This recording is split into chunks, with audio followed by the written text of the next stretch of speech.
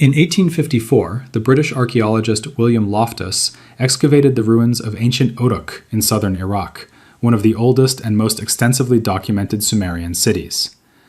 The excavations at Uruk are a real and well-recorded part of Mesopotamian archaeological history, and materials recovered from that site are held across several major institutions, including the British Museum. According to a secondary research account that has circulated in alternative research communities, among the materials recovered during or connected to that period of excavation was a fractured clay tablet whose cuneiform dialect was said to be older than anything in the standard Mesopotamian corpus. According to this account, the tablet sat unread for nearly 170 years.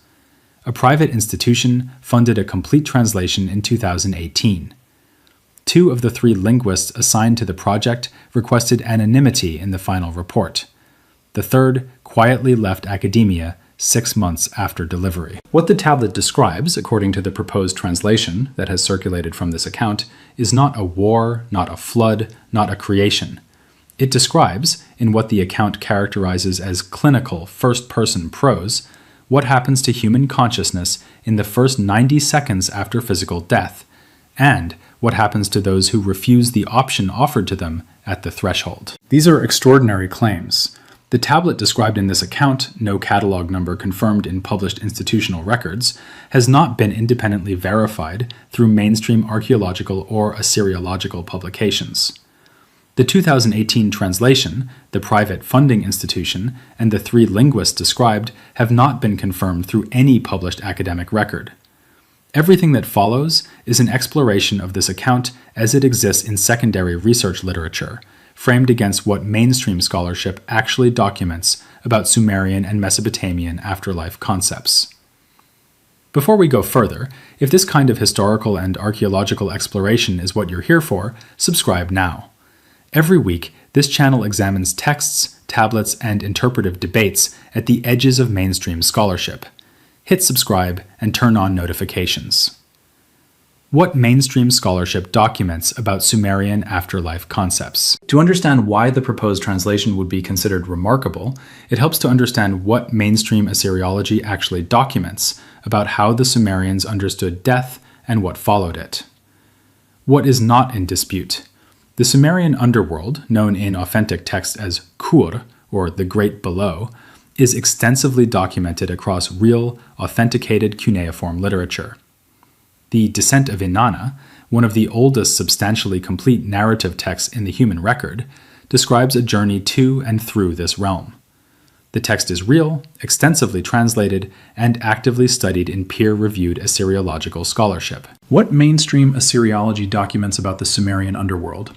It was generally understood as a shadowy realm beneath the earth, where the dead existed in diminished, joyless form, eating dust, clothed in feathers, removed from the world of the living. The gatekeeper Neti enforced passage through 7 gates. The realm was governed by the goddess Ereshkigal. It was described as the land of no return. What is also genuinely documented? Sumerian religious texts use multiple distinct vocabularies for different aspects of death and the afterlife, and some of this vocabulary was restricted to priestly or cultic contexts.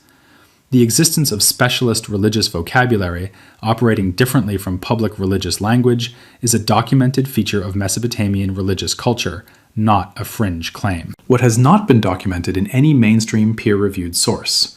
A Sumerian tablet describing in clinical, first-person prose the precise phenomenology of consciousness in the 90 seconds following physical death. A binary question asked by a voice at a threshold, a waiting area for those who refuse, or an administrative recycling system for souls. These specific claims belong entirely to the proposed translation circulating in alternative research literature. The proposed translation, what it claims. According to the circulated account, the tablet is structured in 12 sequences. The first 3 describe what the proposed translation calls the geography of the threshold. The middle 4 describe a decision point. The final 5 describe the consequences for those who refuse what is offered, consequences that, according to the account, almost no modern source discusses openly. The proposed translation uses a specific Sumerian term, rendered in the account as something approximating the field that knows you, said to appear 7 times in the tablet and only in priestly contexts elsewhere. According to this reading, it distinguishes between the standard public Sumerian underworld concept and a different framework, describing the afterlife as a territory that responds to individual consciousness rather than a uniform destination for all the dead. This linguistic claim that a distinct priestly vocabulary for the afterlife existed and is preserved in this tablet is the kind of claim that would be evaluated through comparative philological analysis across the authenticated cuneiform corpus. Whether such a term exists and carries the meaning proposed cannot be assessed from the circulated account alone. It would require access to the original tablet and peer-reviewed linguistic review. The 90-second threshold. According to the proposed translation, in the period immediately following physical death, the tablet describes consciousness experiencing a separation from the body. The account characterizes the scribe's description as clinical: no pain, no fear, an initial sensation rendered as recognition, something previously forgotten becoming clear. The body appears distant. The room appears geometrically familiar, but experientially unfamiliar. An awareness of being observed, without the observers being visible. The proposed translation specifies the duration of this phase as between 40 and 110 seconds, varying according to what the scribe calls the weight of the dying person, defined not in physical terms, but in terms of unresolved obligations, incomplete relationships, and unspoken words. It is worth noting, clearly, this description bears strong structural resemblance to accounts collected within near-death experience research, a real and documented field within psychology and neuroscience, studying reported experiences of people who have been clinically dead or close to death and subsequently revived. The elements described, separation from the body, visual perception from an elevated perspective, a sense of calm, an encounter with light, a sense of recognition, are among the most frequently reported features in near-death experience accounts across multiple cultural contexts, as documented in peer-reviewed studies. Mainstream neuroscience offers several explanatory frameworks for near-death experiences, including cerebral hypoxia, REM intrusion, and the structured release of neurotransmitters during the dying process. These explanations are debated within the relevant research community. Whether near-death experience research constitutes evidence for any literal afterlife framework is itself a contested question within neuroscience and philosophy of mind, not a settled one in either direction. Whether the proposed translation reflects genuine ancient documentation of experiences that parallel modern near-death experience accounts, or whether the proposed translation was constructed to match those well-documented modern accounts, is a question that the unverified status of the tablet cannot resolve. The decision point. The question. According to the proposed translation, after the separation phase, a presence the scribe calls the radiance appears, described not as terrifying, but as warm, familiar, described as the resolution of all questions simultaneously, and described as a door rather than a destination. The proposed translation is specific about a detail the scribe reportedly repeats twice in the same column, the equivalent, according to the account, of underlining a phrase. The light does not come to collect the consciousness, it waits. The consciousness must walk toward it of its own volition. Within the light, or behind it, according to the proposed translation, a voice asks a single question. The account renders it as, "Are you going home now?" 2 valid answers exist, yes and no. Silence counts as no. Hesitation beyond a certain interval counts as no. No active refusal is required, only the absence of an affirmative. Before the question is asked, according to the proposed translation, there is a fraction of a moment the scribe describes as the seeing, in which the consciousness is shown, not in words, but in compressed knowledge, the terms of what was agreed, with whom, and what follows from saying yes. It is worth noting explicitly, the structural elements of this proposed translation, the threshold, the light, the binary choice, the seeing of a life review before decision, correspond closely to elements described across multiple religious and philosophical traditions dealing with death and judgment. This correspondence could reflect several things: genuine ancient documentation of universal experiences at death, construction of a narrative deliberately incorporating familiar afterlife elements from multiple traditions, or the common human tendency to frame ultimate questions about death within similar conceptual structures. Which of these explanations is most plausible cannot be determined from the proposed translation alone, and this documentary does not adjudicate between them. What happens to those who refuse? The most distinctive section of the proposed translation, according to the account, describes what follows a refusal. This is where the proposed translation departs most significantly from the standard documented Sumerian underworld framework. According to this reading, three things happen in sequence when a consciousness refuses the light. The light withdraws, described as receding rather than fading, as though pulled back by whatever positioned it. The warmth ends, replaced by what the scribe describes as cold felt not in the air, but within consciousness itself, described as the sudden absence of being known. And the observers who had been watching from outside visible range become visible, identified in the account by the Sumerian term gala, which does appear in authentic Mesopotamian texts, as agents associated with the underworld and with the enforcement of its rules.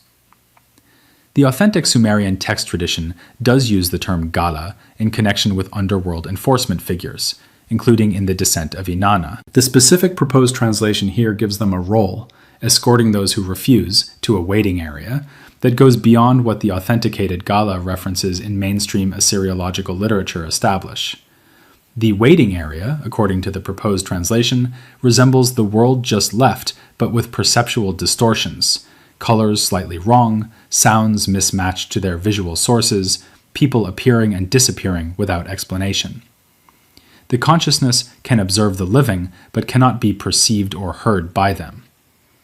After an interval, described as between 30 and 70 terrestrial years, the consciousness becomes what the proposed translation calls one who has lost the thread back, at which point the original offer is described as permanently revoked, and the only exit described involves connection to a living body, described simultaneously as possible and as prohibited by the system that designed it. The proposed translation frames this explicitly as what the scribe says underlies what cultures throughout history have called haunting, possession, and attachment. It should be stated directly: this section of the proposed translation cannot be assessed against the authenticated Sumerian textual record because it describes a framework, permanent revocation of an afterlife offer, a waiting period of decades, involuntary attachment to the living as the only exit, that has no parallel in any authenticated cuneiform literature known to mainstream Assyriology. Whether this reflects genuine ancient content from an unusually detailed and previously unknown text, or represents a modern construction using ancient vocabulary, is a question the available evidence cannot settle. The administrative framework. The proposed translation attributes the construction of this system not to the Anunnaki, but to a body the scribe calls those who oversee the threshold, described as older than the Anunnaki, and the administrative authority to whom the Anunnaki themselves reported on matters of the afterlife. They are further described with a phrase rendered as those whose names are not for the tongue. The proposed translation describes the system's purpose in terms the scribe, according to the account, does not soften. It is not a moral filter, not a weighing of virtue. It is described using vocabulary that the account says matches Sumerian administrative language for inventory management, worker rotation, and material cycling. It is necessary to be direct about what this proposed administrative framework implies and what it does not establish. It implies, within the unverified proposed translation, that human consciousness is processed through a designed system after death for purposes analogous to resource management. This is a framework that some alternative researchers have connected to the broader Anunnaki as engineers hypothesis explored in other videos in this series. As noted in those videos, this framework has no support within mainstream Assyriology and depends on a chain of unverified interpretive claims. Its presence in this proposed translation does not constitute independent corroboration. It is the same framework appearing in another unverified account. The scribe's final statement. According to the proposed translation, the final lines of the tablet are addressed directly to future readers. The scribe states that he was not given the answer to the question, only the system, and the instruction to record it, so that whoever read the tablet would know the question was coming and have time to consider it before the voice arrived. When you read this, the account renders it, I will already have faced the question. The tablet, according to this proposed reading, does not say what the scribe answered. This closing, and it should be understood clearly as the closing of an unverified proposed translation, not of an authenticated ancient document, is effective as narrative. It creates an emotional resonance that transcends the documentary framing and invites the viewer into a personal relationship with the question being posed. Whether that resonance reflects something genuinely ancient, or is the product of skilled modern construction, drawing on deep and universal human concerns about mortality, is precisely the kind of question that rigorous philological work, the kind that the proposed translation has not been subjected to, would need to address. What is genuinely worth knowing Sumerian and Mesopotamian afterlife concepts are a real, rich, and actively studied area of ancient religious history. The descent of Inanna, the Gilgamesh epic's treatment of death and the search for immortality, the roles of Ereshkigal and Nergal as rulers of the underworld, the documented fears of the wandering dead in Mesopotamian culture, these are all real, documented, and genuinely fascinating features of the ancient Near Eastern religious record. Near-death experience research is a real field, producing published, peer-reviewed work that documents consistent phenomenological features across cultures and raises genuine questions that neuroscience has not fully resolved. Whether those questions point toward anything beyond neurobiology is a philosophical and scientific question that this documentary does not resolve. What this documentary does not do is present the specific proposed translation explored here.